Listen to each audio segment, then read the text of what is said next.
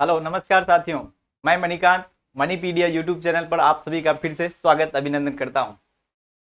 मित्रों, आज हम लोग अप्रैल माह के करंट अफेयर्स को लेकर के आए हैं। जैसा कि आप हम लोग पहले से जान रहे हैं कि हम लोग किसी भी मंथ को 2 वीडियो में कवर करते हैं और ये अप्रैल मंथ का पहला वीडियो है, इसलिए अप्रैल मंथ सुप्रा साफ पार्ट 1 आप देखेंगे। आज हम लोग करेंगे अप्रैल मंथ के करंट अफेयर्स, जिसमें नेशनल इंटरनेशनल की सभी घटनाओं को हम कवर करने का प्रयास करेंगे और रेस्ट जो बचा हुआ है वो पार्ट 2 में आएगा। तो चलिए हम लोग करते हैं आज की क्लास की शुरुआत। अगर आपने अभी तक मणिपीडिया यूट्यूब चैनल को सब्सक्राइब नहीं किया है तो अभी जाकर सब्सक्राइब करें और बेल आइकन को दबाना न भूलें, ताकि आपको इस चैनल पर आने वाले प्रत्येक वीडियो का नोटिफिकेशन सबसे पहले पहुंच पाए। तो चलिए, ये मेरा मणिपीडिया यूट्यूब चैनल है, आप इसे यहाँ जाकर मेरे अन्य वीडियो को देख सकते हैं। और ये मणिपीडिया 9 नाम से मेरा टेलीग्राम ग्रुप है, आप यहाँ भी ज्वाइन करके विभिन्न प्रकार के पीडीएफ प्राप्त कर सकते हैं। ऑन बोर्ड सॉल्यूशन जितना भी होता है वो सारे पीडीएफ के रूप में आपको मणिपीडिया 9 टेलीग्राम पर फ्री ऑफ कॉस्ट अवेलेबल कराया जाता है। तो चलिए हम बढ़ते हैं आज की क्लास की ओर। आज के लिए आपका मोटिवेशनल कोट्स है, सामने है आपके एपीजे अब्दुल कलाम साहब।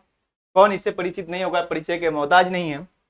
और आज के लिए आपके लिए एक मोटिवेशन है, confidence and hard work is the best medicine to kill the disease called failure. दोस्तों, असफलता नाम की जो बीमारी है, द डिजीज कॉल्ड फेल्योर, यानी असफलता नाम की जो बीमारी है, इसे मारने की सबसे बड़ी दवा है, यानी मेडिसिन है। क्या है? तो hard work and self confidence. आप में अगर आपको खुद में विश्वास रखना बहुत जरूरी हो जाता है। आप खुद पर विश्वास रखिए और कठिन परिश्रम कीजिए। सफलता आपके पीछे झक मारकर भागेगी। सफलता जान लुटाती है लेकिन मेहनत करने वालों के पीछे, इसीलिए सफलता आपके पीछे भी जान लुटाएगी। आप अगर मेहनत करने को तैयार हैं, आपको अगर खुद पर भरोसा है, तो चलिए खुद पे भरोसा और हार्ड वर्क के साथ करते हैं आज की तैयारी की शुरुआत। और आप मेरे साथ जुड़े रहे मणिपीडिया यूट्यूब चैनल पर। चलिए आपके लिए आज अप्रैल मंथ के कुछ महत्वपूर्ण सुर्खियों को पहले हम लोग सरसरी तौर पर देख लेंगे और इस आधार पर कुछ हमने प्रश्न आज बनाए हैं, उस प्रश्नों को भी सॉल्व कर लेंगे। उसके बाद फिर कुछ वन लाइनर्स हमने आपके लिए लेकर आया है, ताकि आपका कुछ भी ना छूट सके। यहाँ आप देखेंगे कि आपके मार्केट में बड़े बड़े मैगजीन्स आते हैं, क्रॉनिकल, सिविल सर्विस क्रॉनिकल्स और प्रतियोगिता दर्पण जैसे महत्वपूर्ण मैगजीन्स को मैंने कवर किया है इस क्लास के अंदर, ताकि आपका कुछ भी नजर से बाहर न रह जाए। आपको समय के अभाव के कारण आप जब मैगजीन्स खरीद कर लाते हैं तो आपका मंथ खत्म हो जाता है, मैगजीन खत्म नहीं हो पाता है। तो उसी प्रॉब्लम को सॉल्व करने के लिए मैंने ऐसा प्रयास किया है कि आपके लिए मेहनत मैं कर रहा हूं, आप बस क्लास को देखते रहें। तो आज अप्रैल मंथ के कुछ महत्वपूर्ण सुर्खियां इस प्रकार हैं। चलिए हम लोग सुर्खियों पर नजर डालते हैं। 7 अप्रैल 2023 को केंद्रीय पर्यावरण एवं वन मंत्रालय द्वारा गज उत्सव का आयोजन किया गया। गज उत्सव का आयोजन किया गया। अप्रैल 2023 को केंद्रीय मंत्रिमंडल ने दी राष्ट्रीय क्वांटम मिशन को मंजूरी। आरबीआई ने जारी किया ग्रीन डिपॉजिट पहल। PSLV C55 के द्वारा इसरो ने किया सिंगापुर के 2 उपग्रहों का प्रक्षेपण। नेक्स्ट है आपका 9 अप्रैल 2023 को पीएम नरेंद्र मोदी ने मैसूर विश्वविद्यालय कर्नाटक में प्रोजेक्ट टाइगर के 50वें वर्ष पूर्ण होने पर स्मरणोत्सव कार्यक्रम का किया उद्घाटन। बाघ अनुमान भी जारी किया। हम लोग इसको डिटेल में भी पढ़ेंगे कि क्या क्या जारी हुए, कैसे जारी हुए। सेनकाकू द्वीप समूह हाल में चर्चा में रहा, जो चीन और जापान के बीच विवादित है। फिनलैंड ने नाटो की सदस्यता को किया ग्रहण, यह भी अप्रैल में सुर्खियों में रहा। सूडान में फंसे भारतीयों को निकालने के लिए भारत सरकार ने चलाया ऑपरेशन कावेरी। ठीक है, नेक्स्ट चलते हैं।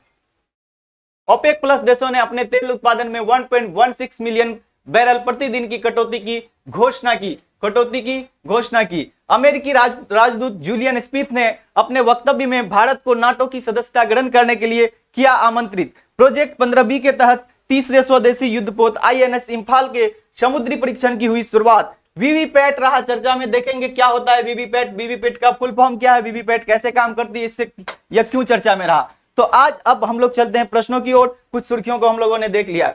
आज के लिए दोस्तों आपका पहला प्रश्न है, हाल ही में प्रधानमंत्री नरेंद्र मोदी ने प्रोजेक्ट टाइगर के 50वें वर्षगांठ के अवसर पर किस कार्यक्रम का उद्घाटन किया है। प्रोजेक्ट टाइगर, आप थोड़ा सा बात अगर इस पर हम कर लें, यह है आपका प्रोजेक्ट टाइगर। तो आप हमें बताएंगे कि प्रोजेक्ट टाइगर भारत में कब से लॉन्च होता है। प्रोजेक्ट टाइगर का थोड़ा सा इतिहास हम लोग देखेंगे। ये आपका है प्रोजेक्ट टाइगर की बात करें तो हम लोग 1973 ईस्वी से प्रोजेक्ट टाइगर चलाते हैं। भारत में प्रोजेक्ट टाइगर की शुरुआत होती है 1973 ईस्वी से। आप मेरे साथ नोट करते चलेंगे। ये किस एक्ट के तहत होता है? 1972 ईस्वी के वन्यजीव संरक्षण एक्ट, वन्यजीव संरक्षण अधिनियम यहाँ आपका बेसिक के साथ साथ करंट अफेयर्स दोनों मजबूत हो जाता है। आप अगर इस वीडियो को अच्छे से देखेंगे तो आपको पता चलेगा कि करंट से रिलेटेड क्वेश्चन आजकल आपके एग्जाम में देखे जाते हैं।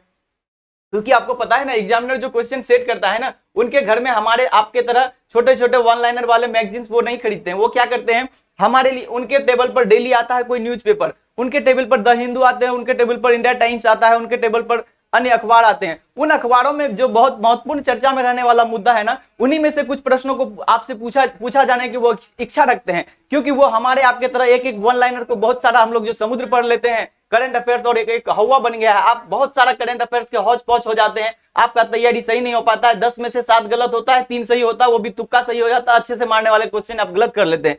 तो ऐसे में आपके लिए जरूरी है कि जब तक आप करंट से रिलेटेड जीके नहीं देखेंगे तो आपको ये नहीं आइडिया लग सकेगा कि जीके आजकल कहां से आ सकते हैं। जीके अनंत सागर है, लेकिन इसके अलावा जब तक करंट से रिलेटेड जो मैं पढ़ा रहा हूं इसको अगर आप ध्यान में रखेंगे, बहुत सारे ऐसे प्रश्न आपको नजर में आ जाएंगे जो करंट से रिलेटेड कहीं ना कहीं रहा है।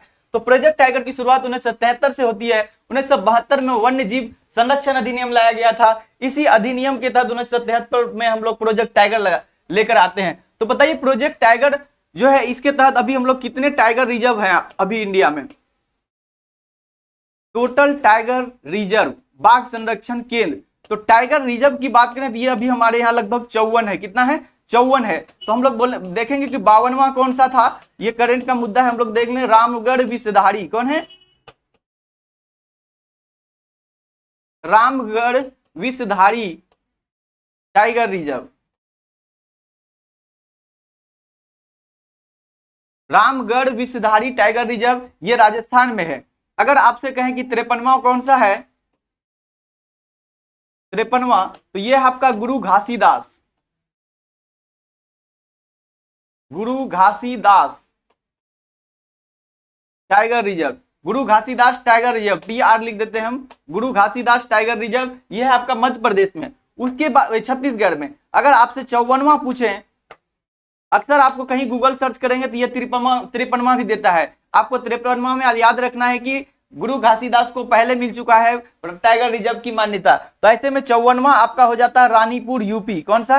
रानीपुर उत्तर प्रदेश। ठीक है, तो ये रानीपुर टाइगर रिजर्व उत्तर प्रदेश है, इसे भी टाइगर रिजर्व का मान्यता मिल चुका है। तो अभी तक भारत में 54 टाइगर रिजर्व हैं जो 1973 के टाइगर प्रोजेक्ट के तहत बनाए जा रहे हैं। बाघों के संरक्षण के लिए प्रोजेक्ट चलाया जाता है। जब 1973 में हम लोग टाइगर रिजर्व चलाएंगे तो 2023 तक आते आते हम 50 साल पूरे कर चुके हैं। ठीक है, इसी 50 साल के 50वें वर्षगांठ के अवसर पर प्रधानमंत्री नरेंद्र मोदी के द्वारा स्मरणोत्सव कार्यक्रम को उद्घाटन किया गया। कौन सा कार्यक्रम उद्घाटन किया गया? अभी सुर्खियों में भी आपने पढ़ा था, वो आपका आंसर हो जाएगा ए नंबर, स्मरणोत्सव का आयोजन किया गया है। ठीक है, गज उत्सव, आप लोग देखेंगे कि गज उत्सव ये हाथी के लिए है। ये आपका एलिफेंट प्रोजेक्ट हम लोग 1992 में लाए थे और उसी का 30 वर्ष पूरे होने पर गज उत्सव बनाया हमने। ठीक है, तो अभी फिलहाल टाइगर रिजर्व की बात चल रही, तो आपका आंसर हो जाएगा स्मरणोत्सव 50वीं वर्षगांठ के अवसर पर। थोड़ा सा इसमें डिटेल और भी देखें, इसी में अखिल भारतीय बाघ अनुमान भी जारी किया गया है। अखिल भारतीय बाघ अनुमान में यह बताया गया कि वर्तमान में बाघ की संख्या, बाघ लिख लेंगे आप, बाघों की कुल संख्या, बाघों की कुल संख्या 2967 से बढ़कर 3167 हो गया है। तो थोड़ा सा आपको यहां देख लें कि बाघों की संख्या अब कितना हो गया है। बाघों की संख्या इंडिया में बाघों की संख्या 2967 से बढ़कर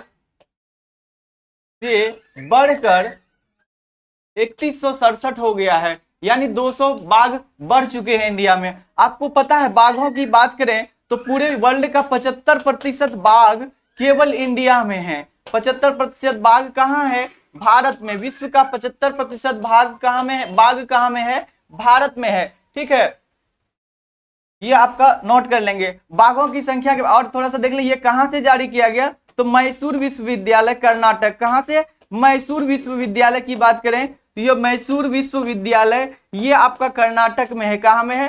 कर्नाटक में। और आप याद रखेंगे इसी समय प्रधानमंत्री नरेंद्र मोदी बांदीपुर ये राष्ट्रीय उद्यान कहां है? ये भी कर्नाटक में है। बांदीपुर राष्ट्रीय उद्यान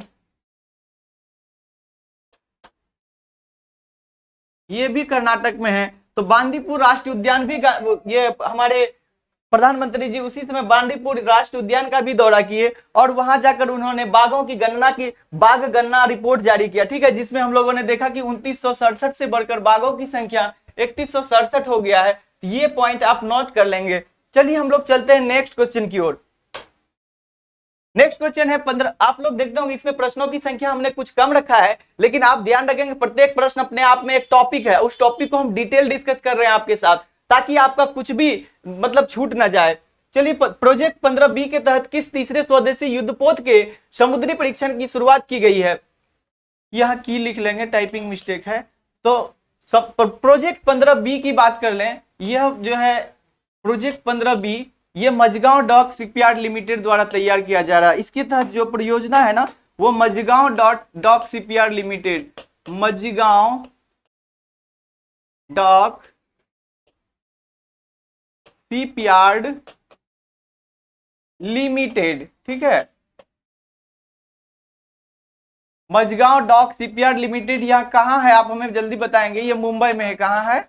मुंबई में। मझगांव डॉक शिपयार्ड लिमिटेड ये युद्धपोत तैयार करने वाली संस्था है, तो ये मुंबई में है। इसके द्वारा प्रोजेक्ट 15B चलाया जा रहा है। क्या चलाया जा रहा है? प्रोजेक्ट 15B चलाया जा रहा है। 15B आप लिखेंगे। इसमें अलग अलग प्रोजेक्ट चलाए जाते हैं। 17A 17B 15A 15B चलाया जाता है। 15A 2011, इसमें अभी देखें 15B 2011 से ही शुरू हुआ है। प्रोजेक्ट 15B के तहत इसमें 4 युद्धपोत तैयार किए जाने हैं। इसको कब से? 2011 से लॉन्च किया गया। 2011 से यह काम कर रही है और 2024 तक 4 युद्धपोत, स्वदेशी युद्धपोत, ठीक है ना, 4 स्वदेशी युद्धपोत तैयार करने का लक्ष्य है। क्या है?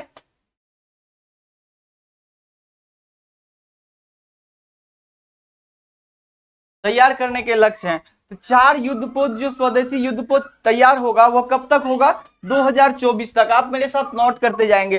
Project 15B Mazagon dock shipyard limited Mumbai द्वारा चलाया जा रहा है और इसमें प्रोजेक्ट 15B के तहत 2011 से 2024 तक हम 4 युद्धपोत बनाएंगे, जिसमें से पहला आप यहां नोट करेंगे, इसमें 4 के चारों आप नाम लिख लेंगे। ये आपका नाम लिखा हुआ ना, INS विशाखापत्तनम, ये पहला है, ये पहला है। और ये आपको मार्मुगोआ, ये INS मार्मुगोआ, ये दूसरा है।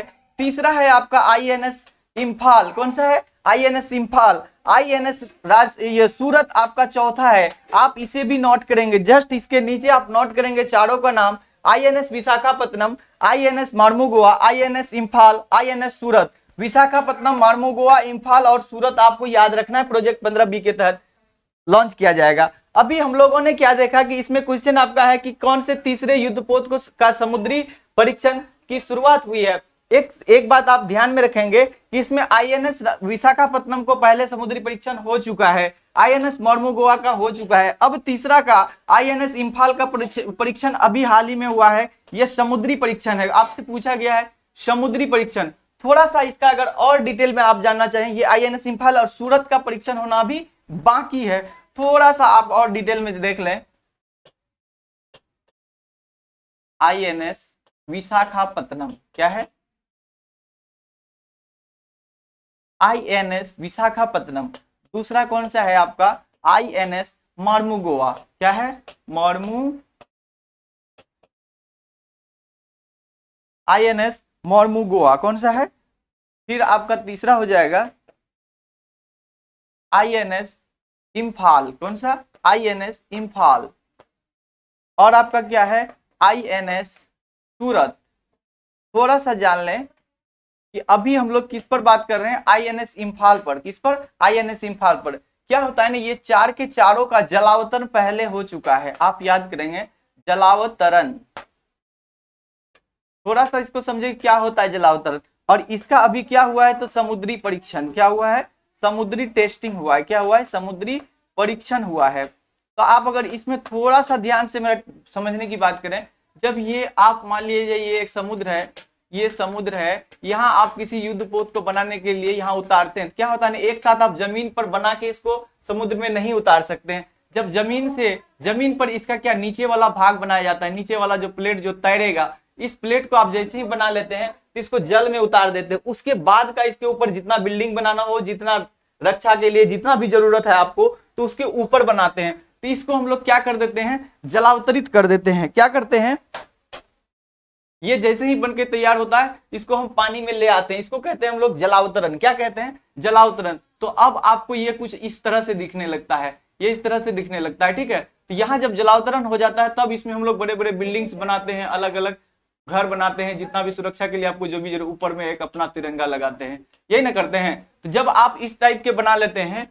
तो यहाँ आपका क्या हुआ, पहला बार में क्या करते हैं, आप जलावतरण करते हैं। जब ये बनकर तैयार हो जाता है फिर इसको हम लोग समुद्र, ये किनारे वाला हिस्सा है और ये किनारे वाला, जब आप इसको फिर डीप समुद्र में ले जाते हैं, बहुत गहरा समुद्र में ले जाते हैं, तैयार हो जाने के बाद क्या करेंगे आप, गहरे समुद्र में ले जाकर टेस्टिंग करेंगे कि हम जो बनाए हैं वो कहां तक सक्षम है, जिस गति से हम चलाना चाहते हैं, जिस क्षमता के लिए इसको बनाए हैं वो कहां तक सफल है या नहीं है, तो उसकी टेस्टिंग करते हैं। तो आपको हमने कहा कि चारों के चारों का जलावतरण हो चुका है, मतलब चारों का निचला प्लेट बनकर तैयार है, चारों के चारों पानी तक आ गए हैं।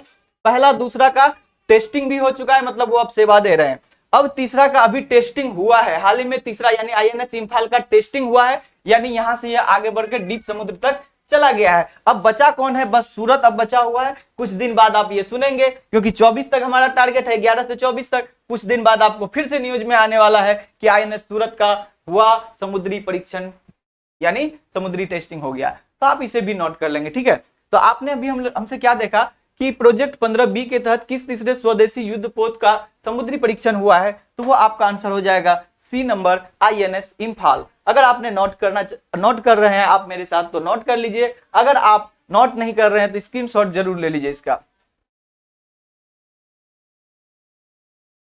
चलिए नेक्स्ट है, हाल ही में इसरो ने PSLV C-55 से सिंगापुर के किस उपग्रह या उपग्रहों को लॉन्च किया है।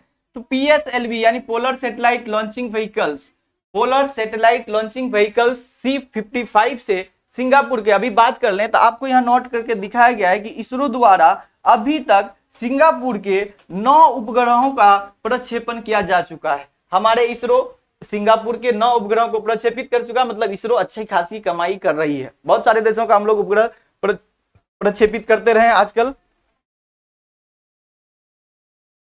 तो यहाँ आप लोगों ने देखा कि इसरो द्वारा PSLV C-55 से सिंगापुर के किन 2 उपग्रहों को लॉन्च किया गया है। तो आप देखेंगे कि ऑप्शन है आपका टेल EOS-02, ल्यूमीलाइट, ए और बी दोनों, टेल EOS-04 और स्कूप फर्स्ट, ठीक है।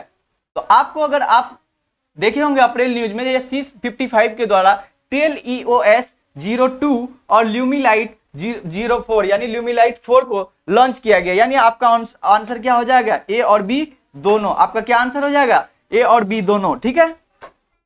तो आप PSLV C-55 के बारे में थोड़ा सा इसमें जान लें कि टेल EOS-02, यहां आप नोट कर लेंगे, टेल EOS-02 जो है ना, ये सिंगापुर का पृथ्वी अवलोकन उपग्रह है। क्या है,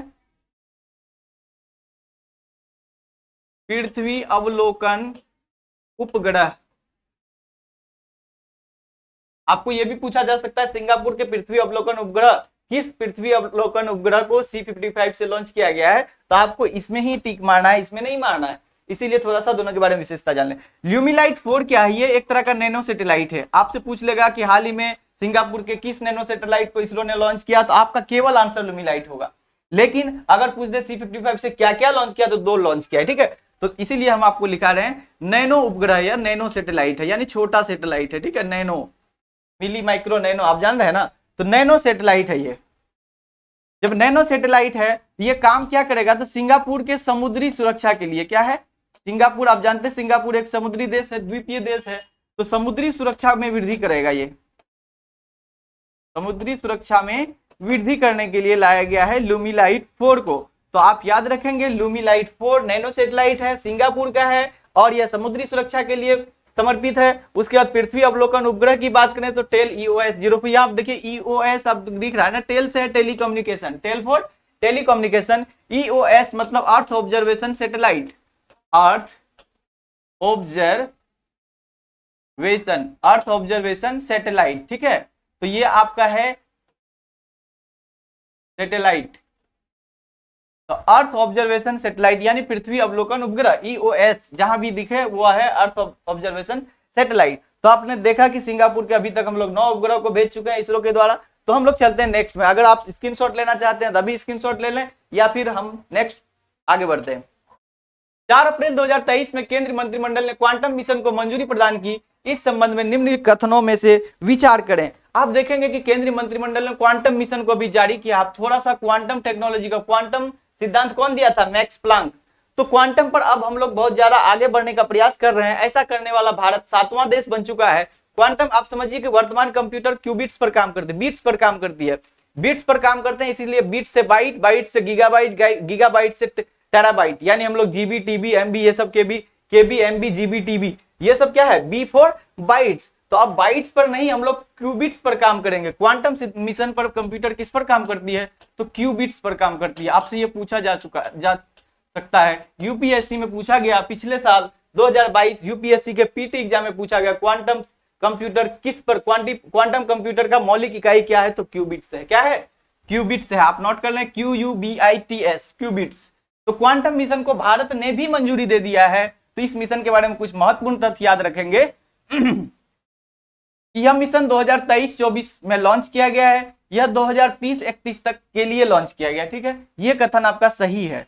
लगभग 6000 करोड़ खर्च करने का लक्ष्य रखा गया। जी हाँ, 6003 करोड़ खर्च करने का लक्ष्य रखा गया है। 6003 करोड़ खर्च करने का, तो लगभग 6000 करोड़, आप इसे भी सही मान सकते हैं। ठीक है, अब कह रहे हैं कि क्वांटम मिशन लागू करने वाला भारत विश्व का 7वां देश बन गया है। जी हाँ, ये भी सही है आपका। तो आपका इसमें से ये भी सही है, ये भी सही है, ये भी सही है। आपसे पूछा गया कौन सही है? सही है तो यहाँ ऑप्शन में है उपयुक्त में से, सॉरी यहाँ नहीं, कोई नहीं से हटा लेंगे, उपयुक्त में से सभी लिख लेंगे आप ऑप्शन में। ठीक है, उपयुक्त में से सभी। तो आपका आंसर क्या होने वाला है? उपयुक्त में से सभी, उपयुक्त में से सभी आपका आंसर हो जाएगा। तो आप क्वांटम मिशन के लिए ये 3 फैक्ट याद रखेंगे। यह 23-24 से लॉन्च हुआ है, 30-31 के लिए यह 6000 करोड़ रुपए का यह मिशन है, और जो है इस मिशन को लागू करने वाला भारत 7वां देश हो गया है। ठीक है, तो आपने अगर नोट नहीं किया है तो नोट कर लें या फिर स्क्रीनशॉट लेकर आगे बढ़े। नेक्स्ट है, चर्चा में रहा सेनकाकू द्वीप किन 2 देशों के बीच विवादित है? सेनकाकू द्वीप, आप मैप देख रहे होंगे, सेनकाकू द्वीप हमेशा चर्चा में रहता है, अक्सर 1-2 साल बाद आ जाता है। होता क्या है ना, आप अगर यहाँ थोड़ा सा मैप आपको अगर सही से दिख रहा हो, आपको मैं बताने का प्रयास करूं, ये आपका जापान है। क्या है? जापान है। ये आपका चाइना है, मतलब इधर चाइना का बड़ा सा बाउंड्री है, ये चाइना है, और ये आपका द्वीपीय देश जापान है। ठीक है, तो जापान और चाइना के बीच ये है आपको सेनकाकू आइलैंड, देख रहे हैं, ये है सेनकाकू। क्या है? सेनकाकू आइलैंड है, सेनकाकू द्वीप। अब देखिए, जापान कहना चाह रहा है कि ये जो एरिया है ना जनाब, ये मेरा है। जापान यहां तक अपना अधिकार क्षेत्र जमाता है, और चाइना का कहना है कि ये जो जनाब आप खींच रहे हैं लाइन, वो गलत है, मेरा यहां तक है।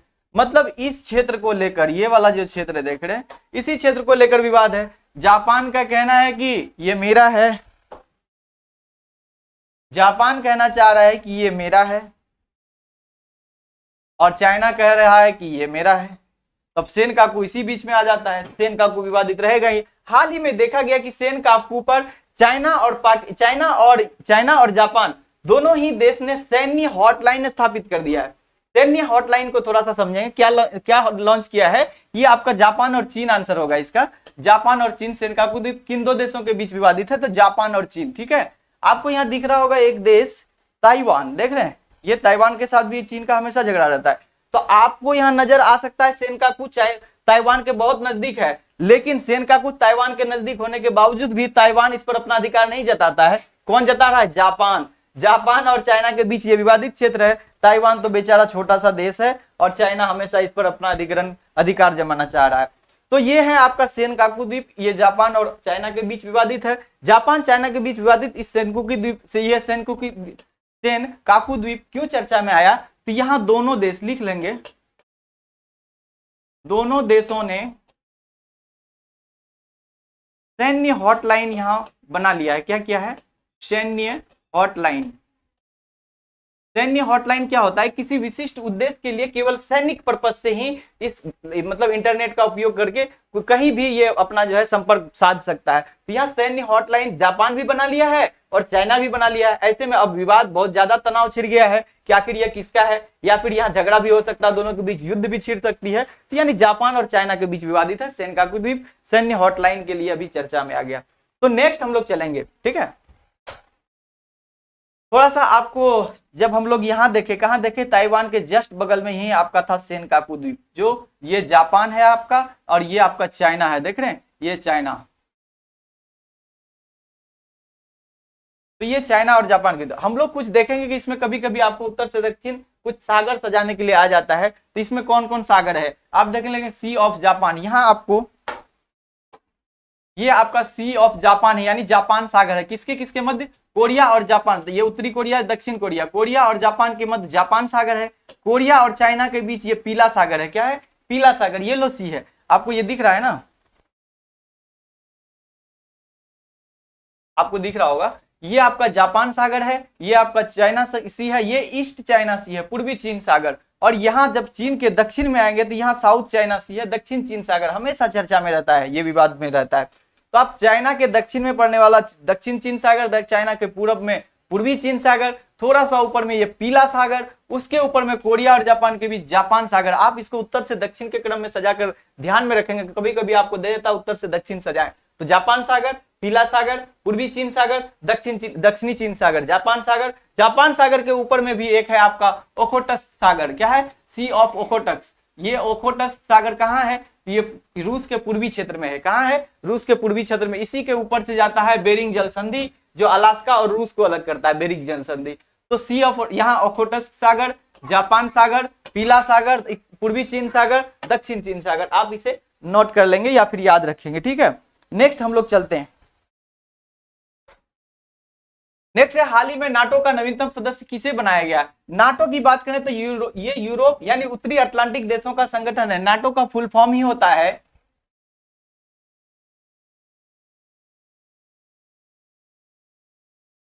नाटो का फुल फॉर्म आप लिख लेंगे North Atlantic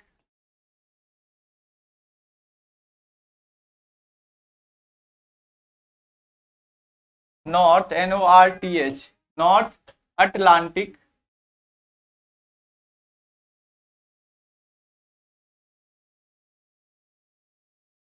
North Atlantic Treaty Organization, Treaty Organization, North Atlantic Treaty Organization, ठीक है।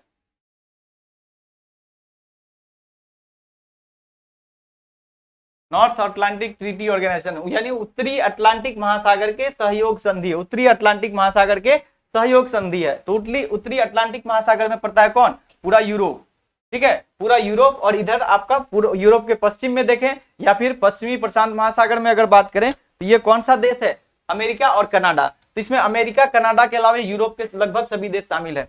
तो नाटो के बारे में अगर थोड़ा सा चर्चा कर लें कि नाटो का स्थापना कब हुआ था, 1949 ईस्वी में, द्वितीय विश्व युद्ध समाप्त होने के बाद नाटो का स्थापना हुआ। इसमें कुल अभी देश 31 है, कितना, 31 देश है। और 31वां जो देश है, 31वां, ये फिनलैंड है। कौन है, फिनलैंड, नया अभी फिनलैंड इसकी सदस्यता को ग्रहण किया है, जो रूस की सीमा से सटा हुआ है। अगर नाटो की और बात कर लें, 1949 में इसकी स्थापना, इसका जो हेड क्वार्टर है वो ब्रुसेल्स बेल्जियम में है। कहां में है, ब्रुसेल्स बेल्जियम में इसका क्या है, हेड क्वार्टर। बेल्जियम की राजधानी कहाँ है, ब्रुसेल्स। तो ब्रुसेल्स में इसकी मतलब हेड क्वार्टर है। 31 सदस्य हैं इसमें, 31वां नया सदस्य फिनलैंड है। स्थापना 1949 में हुआ है। तो आप इसमें देख लेंगे ये आपका फिनलैंड देश है। कौन है, ये आपका फिनलैंड देश है। आप जानते हैं कि रूस और यूरोप के देशों के साथ हमेशा झगड़ा रहता है। अभी रूस यूक्रेन वार चल रहा है, पूरा नाटो के सदस्य एक साथ हैं यूक्रेन के तरफ, और जो है ये क्या बोलते हैं, यूक्रेन भी यही इसी मुद्दे को लेकर झगड़ा ही छिड़ा है कि यूक्रेन भी नाटो का सदस्य बनना चाहता है। और रूस का मानना है कि मेरे सीमावर्ती किसी भी देश को नाटो का सदस्य न बनाया जाए, ताकि मैं नाटो के साथ प्रत्यक्ष रूप में सीमा साझा करना नहीं चाहता हूं। नाटो को यूरोप का दुश्मन, रूस का दुश्मन माना जाता है, और रूस को यूरोप का दुश्मन माना जाता है नाटो का।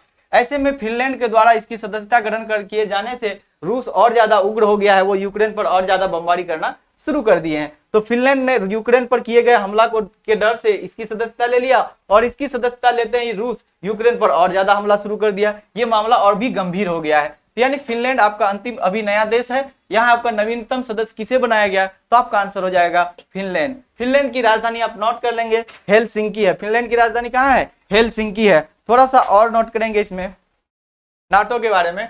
ये देख रहे हैं नाटो में जितने भी ये ब्लू कलर का आपको दिख रहा है, ये सभी सदस्य नाटो की सदस्यता ग्रहण कर चुके हैं। जो बीच में अलग अलग कलर दिख रहा है उन लोगों ने ग्रहण नहीं किया। तो फिनलैंड नहीं किया था, अब फिनलैंड भी इसमें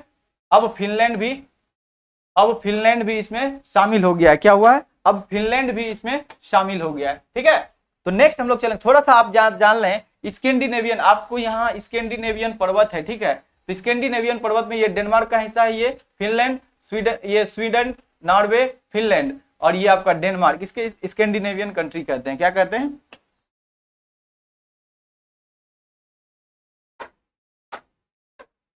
लिख लें स्कैंडिनेवियन, स्कैंडिनेवियाई देश। अगर आपसे पूछे स्कैंडिनेवियाई देश कौन है, स्कैंडिनेवियाई देश कितने हैं? 4 हैं। कितने हैं? 4 हैं। नॉर्वे, स्वीडन, फिनलैंड और डेनमार्क, ये 4 स्कैंडिनेवियन देश हैं। स्कैंडिनेविया पर्वत का ही हिस्सा है, इसीलिए इसके चारों देश को स्कैंडिनेवियाई देश कहते हैं। और दूसरा अगर पॉइंट आप इसमें नोट करना चाहेंगे तो स्कैंडिनेविया के अलावा इसे नॉर्डिक देश भी कहा जाता है। नॉर्डिक देश, तो नॉर्डिक देश में एक और देश इसमें शामिल हो जाता है। नॉर्डिक देश में इन चारों देश तो शामिल होगा ही, यानी 4+1 हो जाता है। नॉर्डिक देश 4+1 है, तो 1 कौन? 4 तो ये है, और 1 कौन है? इसमें आइसलैंड आ जाता है। कौन आता है? आइसलैंड। तो ये आपका हो जाता है नॉर्डिक देश। कभी कभी आपसे पूछा जाता है कौन इसमें शामिल नहीं है नॉर्डिक देश में, कौन स्कैंडिनेवियाई देश में शामिल नहीं है, तो ये आपका है आइसलैंड। आइसलैंड को भी इसमें मिला दे तो ये नॉर्डिक देश हो जाता है, नॉर्डिक कंट्री हो जाता है। यहाँ में आप देख लें एस्टोनिया, लातविया और लिथुआनिया है। सॉरी, यहाँ एस्टोनिया, लातविया, लिथुआनिया ये बाल्टिक सागर के किनारे, इसीलिए इसको बाल्टिक देश भी कहते हैं। बाल्टिक देश हो गया आपका एस्टोनिया, लातविया और लिथुआनिया। अप्रैल 2023 में किस देश के राजदूत जूलियन स्मिथ ने अपने वक्तव्य में भारत को नाटो की सदस्यता के लिए आमंत्रित किया? आप याद रखेंगे जूलियन स्मिथ ये अमेरिका का राजदूत है। कहां का है? जूलियन स्मिथ आपका अमेरिका का राजदूत है। ये कहां का है? ये आपका अमेरिकी राजदूत है। कहां का? अमेरिकी राजदूत है। कौन? Julian Smith. इन्होंने एक भाषण के दौरान, वक्तव्य के दौरान भारत को नाटो की सदस्यता ग्रहण करने के लिए आमंत्रण कर चुका है। तो ये है आपका अमेरिका के राजदूत होंगे। इसका आंसर क्या होगा? अमेरिकी राजदूत हैं ये।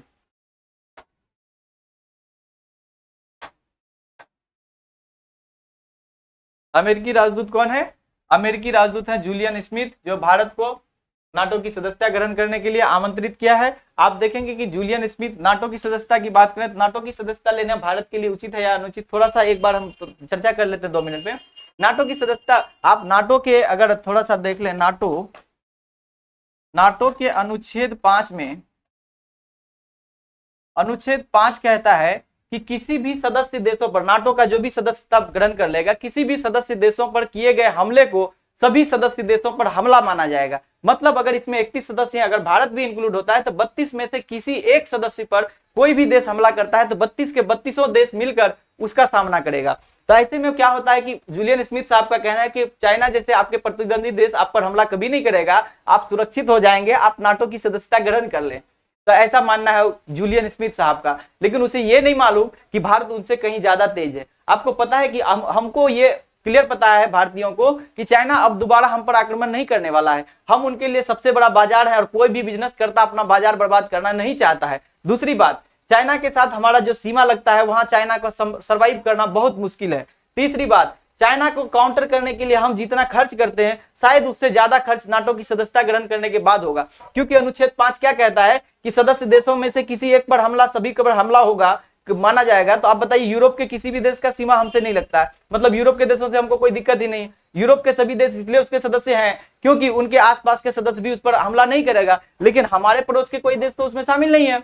तो ऐसे में भारत के साथ लड़ाई का चांस तो कम ही है। लेकिन भारत अगर उसमें जाता है नाटो में, नाटो के अन्य सभी सदस्य आपस में लड़ते झगड़ते रहेंगे या फिर उन पर रूस का हमला होता रहेगा, और अभी यूक्रेन में चल रहा है, तो भारत को अतिरिक्त सैनिक खर्च वहां ज्यादा करना पड़ सकता है जितना चाइना को कंट्रोल करने के लिए नहीं करना पड़ रहा हो। तो ऐसे में हम उसकी सदस्यता को कभी भी नहीं कर सकते। ये घाटे का सौदा से बढ़कर कुछ नहीं है। ठीक है, तो नाटो की सदस्यता हम ग्रहण नहीं कर सकते हैं, भारत नहीं करेगी, भले ही जूलियन स्मिथ साहब कहे हों। चलिए अभी जर्मनी के चांसलर कौन है आप लिख लेंगे। जर्मनी के चांसलर नए बने हैं, ये है ओलाफ सोल्ज। कौन है? Olaf Scholz. ओलाफ सोल्ज बने हैं जर्मनी के चांसलर। ब्रिटेन के प्रधानमंत्री कौन है? ऋषि सुनक, भारतीय मूल के। चलिए नेक्स्ट हम लोग चलते हैं कि हाल ही में ओपेक प्लस देश, ये ओपेक प्लस देश है, ध्यान रखेंगे ओपेक और ओपेक प्लस में अंतर है। तेल उत्पादन में 1.16 मिलियन बैरल प्रतिदिन कम करने का यानी कटौती करने का निर्णय लिया है। तो आप बताएं कि 1.16 मिलियन होगा, मिलियन प्रतिदिन, मिलियन बैरल प्रतिदिन कम करने का यानी अतिरिक्त कटौती करने का घोषणा कर दिया है। तो आप थोड़ा सा ओपेक के बारे में देख लें।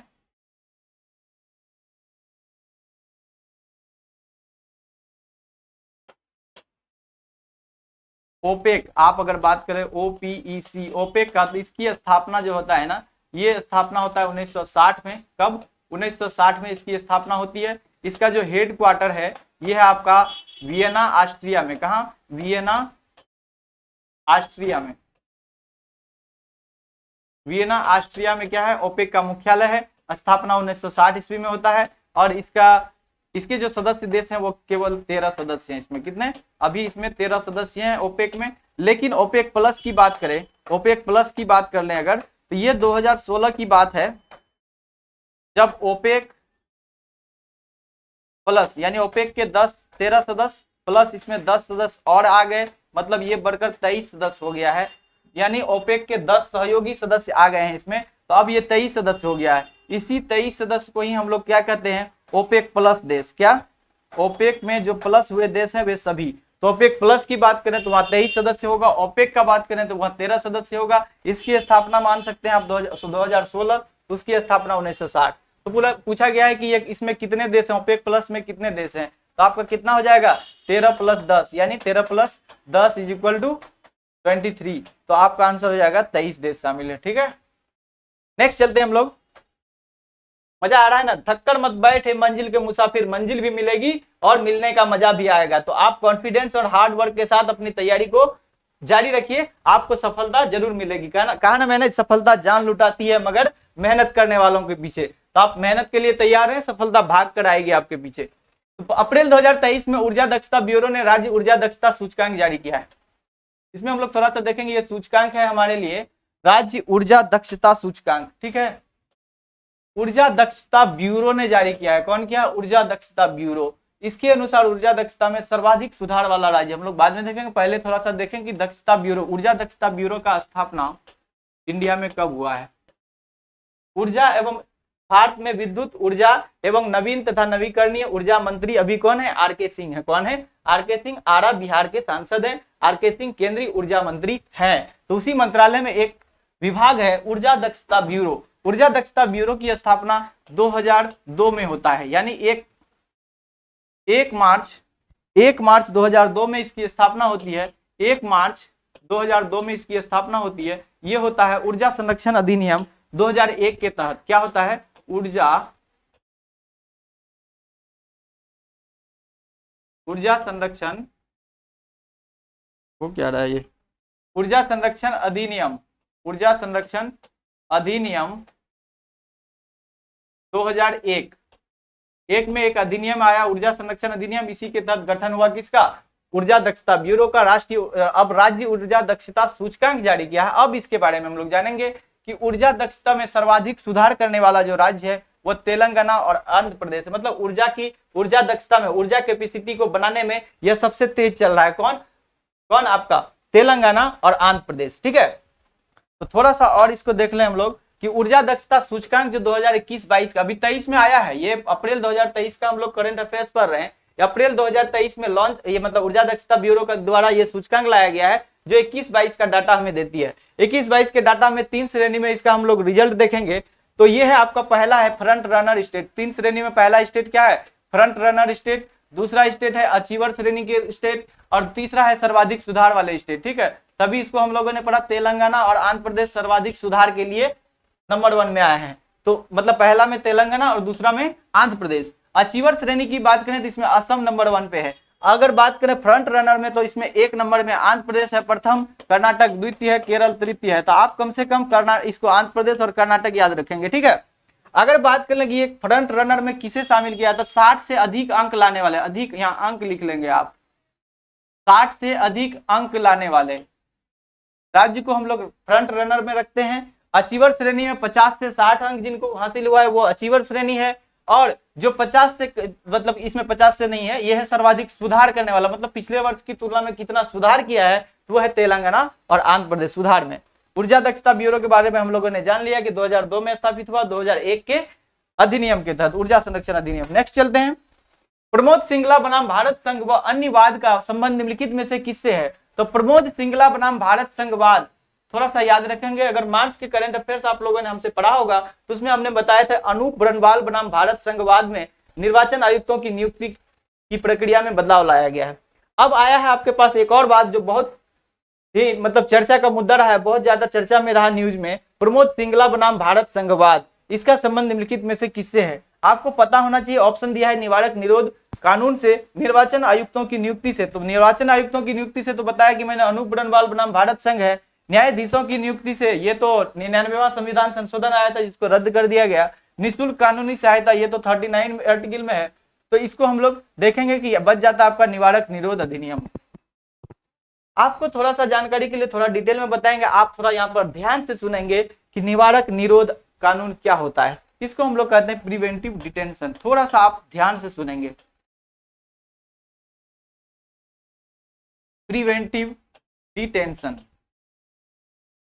अक्सर आप न्यूज में सुनते हैं कि विपक्ष के नेता द्वारा या किसी ऐसे छोटे पार्टियों द्वारा जब विरोध या धरना प्रदर्शन किया जाता है तो उसे डिटेंशन में ले लिया जाता है, यानी हिरासत में ले लिया जाता है। किसके लिए? प्रिवेंटिव यानी निवारक हिरासत में, निवारक निरोध कानून के तहत प्रिवेंटिव डिटेंशन में ले लिया जाता है। तभी सुप्रीम कोर्ट का कहना है इस वाद में, प्रमोद सिंगला बनाम भारत संघ वाद में सुप्रीम कोर्ट का कहना है कि ये जो प्रिवेंटिव डिटेंशन है यानी निवारक निरोध कानून है, ये एक तरह का औपनिवेशिक विरासत है। ये अंग्रेजों ने हमारे शोषण के लिए लाया था, हम पर बहुत ज्यादा कंट्रोल के लिए लाया था। आज हम परिपक्व लोकतंत्र की ओर आगे बढ़ रहे हैं। हम अपने देशवासियों के लिए ऐसा नियम लागू रखना सही नहीं है, क्योंकि यह सत्ता पक्ष को तानाशाही करने का मौका देती है। क्या करती है? सत्ता पक्ष में तानाशाही लाने का यह एक तरह का फरमान है। इसीलिए हमको औपनिवेशिक विरासत समझकर इसको रद्द कर देना चाहिए। सुप्रीम कोर्ट ने इसे रद्द कर दिया गया है। सबसे पहली बात, सुप्रीम कोर्ट ने इसे रद्द कर दिया गया है, रद्द कर दिया। आप नोट कर लेंगे, अब निवारक निरोध कानून भारत में लागू नहीं है। इस एक्ट के तहत, इस वाद के तहत सुप्रीम कोर्ट ने इसे रद्द कर दिया है। तो अब जब तक कानून बनाकर संसद इसे पुनः लागू नहीं करती है तो तब तक यह रद्द ही रहेगा, और उम्मीद है कि संसद ऐसा कानून नहीं बनाएगी। ठीक है, फिलहाल आप जान लें यह रद्द कर दिया गया है। इसमें क्या था? निवारक निरोध अधिनियम की बात करें थोड़ा सा, प्रिवेंटिव डिटेंशन आपका पॉलिटी से बहुत टच करता है। निवारक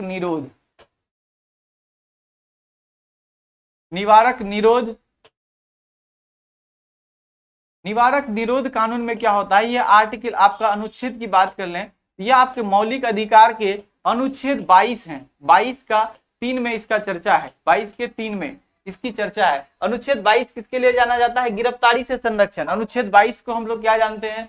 अगर अनुच्छेद 22 की बात कर लें तो हम लोग इसमें जानते हैं अनुच्छेद 22, तो यह गिरफ्तारी से संरक्षण के लिए जाना जाता है। क्या?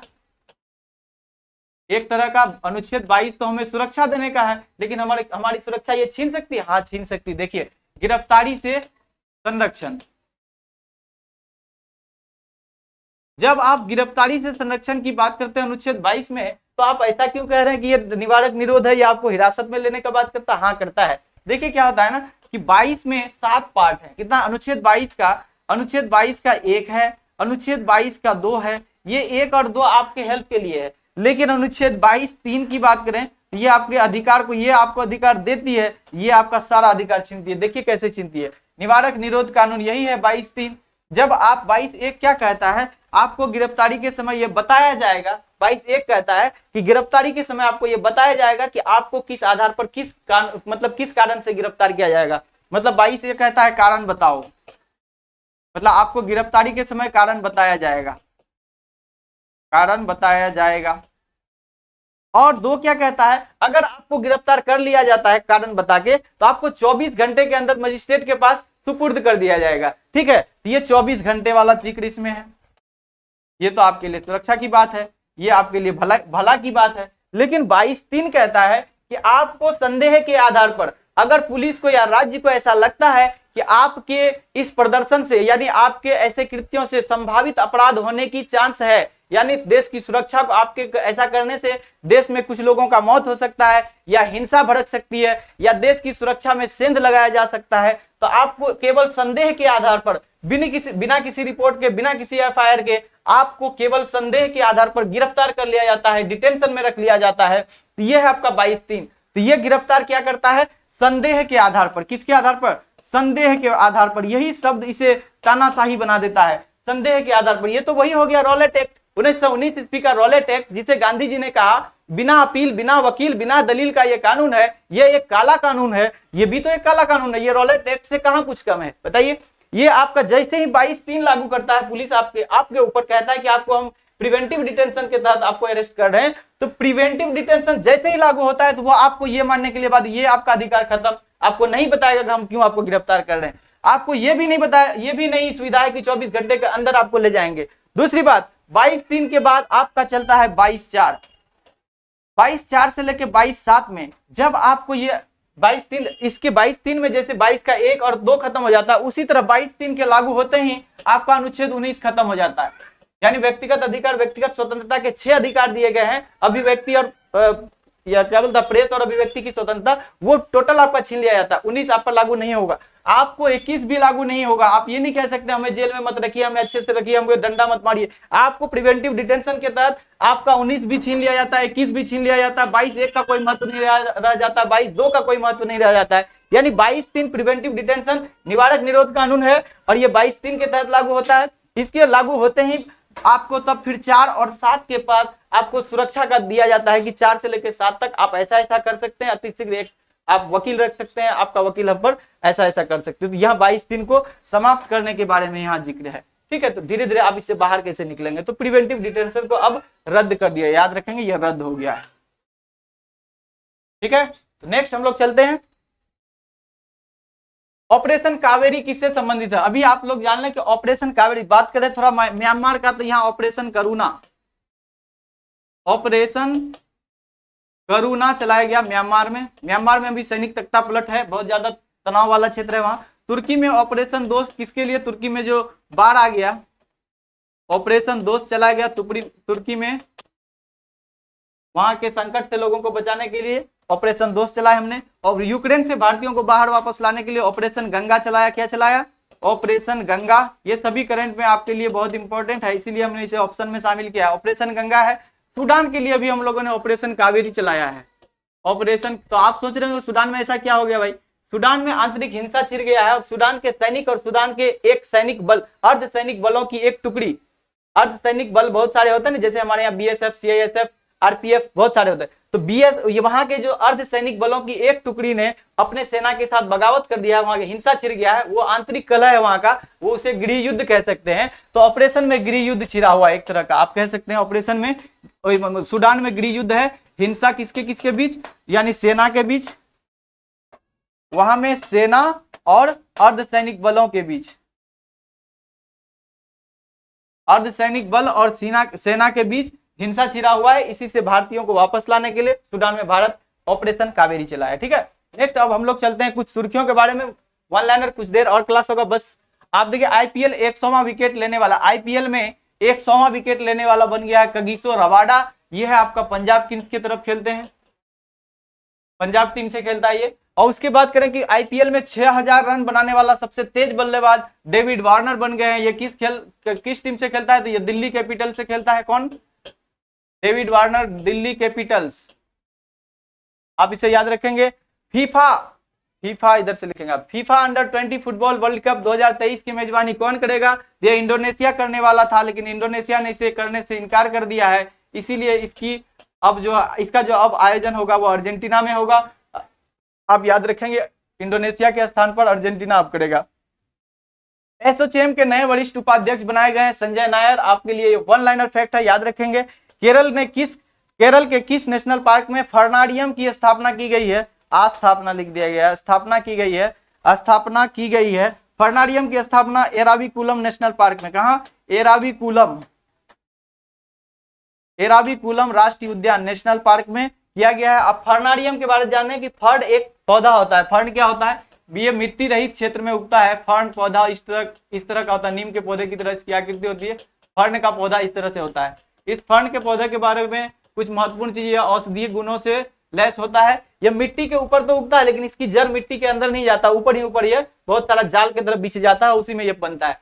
तो फर्न एक क्या है? औषधीय पौधा है। इसमें आप जानेंगे कि इसमें जो प्रजनन होता है वो बीजाणुओं द्वारा होता है। इसमें फूल और पुष्प यानी फूल और फल, यानी इसमें बीज भी नहीं होता है, यह बीज रहित पौधा है। और यहाँ ये फूल भी नहीं होता है, पुष्प भी नहीं होता है इसमें, ठीक है। ये केवल पत्ते हैं और इसकी डालियां हैं, वो पीस कर कभी कभी हड्डी टूटने पर लगाया जाता है, या और भी औषधीय गुण है इसमें।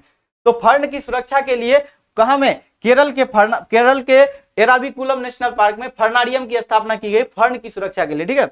हाल ही में भीमराव अंबेडकर की 125 फुट ऊंची कांस्य प्रतिमा, याद रखेंगे ये कांसे का प्रतिमा है, 125 फुट ऊंची है। ये इसका अनावरण कहाँ किया गया है? तो आप लिख लेंगे हैदराबाद में। कहाँ? हैदराबाद में। कौन किए हैं? तो हैदराबाद कहाँ की राजधानी है? तेलंगाना की। और तेलंगाना के कौन है अभी सीएम? तेलंगाना के सीएम है अभी के चंद्रशेखर राव, इन्हीं ने इसका उद्घाटन किया है, के चंद्रशेखर राव। आप मेरे साथ अगर नोट कर पाए हैं तो नोट करें, या फिर स्क्रीनशॉट ले सकते हैं इसका।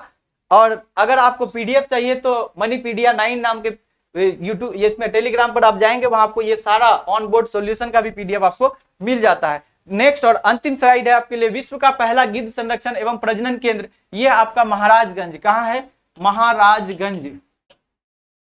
ये महाराजगंज कहाँ है? यूपी में है। महाराजगंज आप नोट कर लेंगे। यह आपका विश्व का पहला गिद्धों के संरक्षण और प्रजनन केंद्र है। ये कौन? महाराजगंज, यूपी का। 2023 में सर्वाधिक भौगोलिक संकेतक यानी जीआई टैग, भौगोलिक संकेतक मीन्स जीआई टैग प्राप्त करने वाला राज्य बन गया है केरल। 2022 में सबसे अधिक जीआई टैग केरल के उत्पादों को मिला है। और जीआई टैग के बारे में थोड़ा सा आप नोट कर लें। जीआई टैग ये जो है ना 1999 का एक्ट से लाया गया, ये टैग देने की प्रथा भारत में। 2004 में पहला जीआई टैग, 2004 में पहला जीआई टैग किसको मिला? दार्जिलिंग की चाय को, दार्जिलिंग की चाय को मिला पहला जीआई टैग, इसको नोट कर लेंगे। और जीआई टैग जो होता है ना, ये 10 वर्ष के लिए दिया जाता है। कितने? 10 वर्षों के लिए जीआई टैग दिया जाता है।